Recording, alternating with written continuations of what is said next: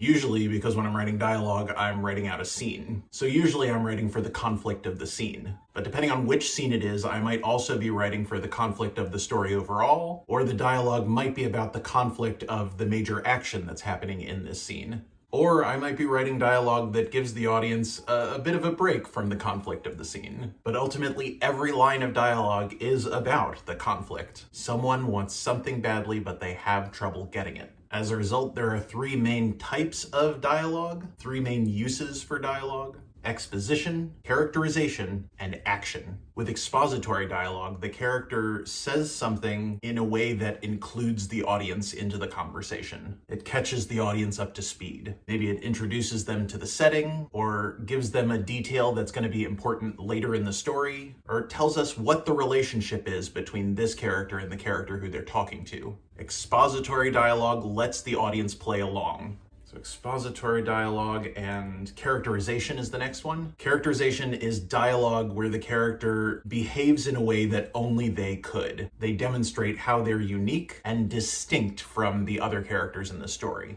The obvious approach to characterization is to have the characters choose different types of words. Maybe they have different slang. Maybe they are members of different classes. One character had more education than another. Maybe they have different ideologies. Maybe it's a chauvinist and a feminist. Those characters pick different subjects to talk about, different subjects to joke about, different subjects to argue about. So that's going to color the way that they approach the conversation.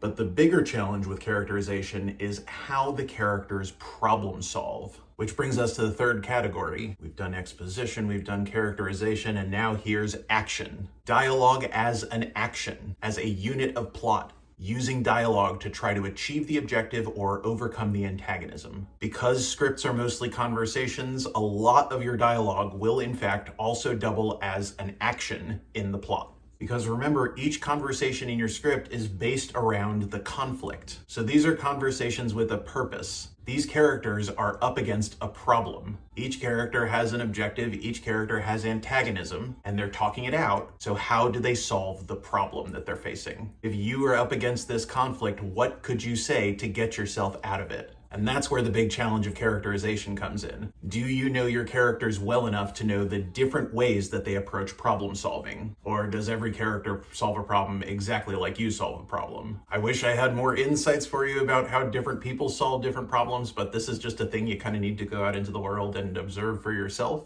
Pay attention to your loved ones, pay attention to your social circle. When they're faced with a real life conflict, how do they approach it? How do they try and overcome their antagonism? How do they try to achieve their objective? And if you were in their shoes, what would you do? It's a sketchy exercise, but it really can help you wrap your head around how to do this. I first heard about this exercise, I was in a writer's group at the Winter Park Library. And the writer who mentioned it said, "Oh yeah, you can do really terrible things to the people you care about in fiction." It's horrible. These people didn't do anything, their only crime was knowing a writer. So to recap, whenever you're writing dialogue, the three main things you're trying to do are include the audience with exposition, demonstrate the character with characterization, or perform an action that moves the story forward. A line of dialogue can do one of these things, a line of dialogue can do two or all three of these things, but those are the goals.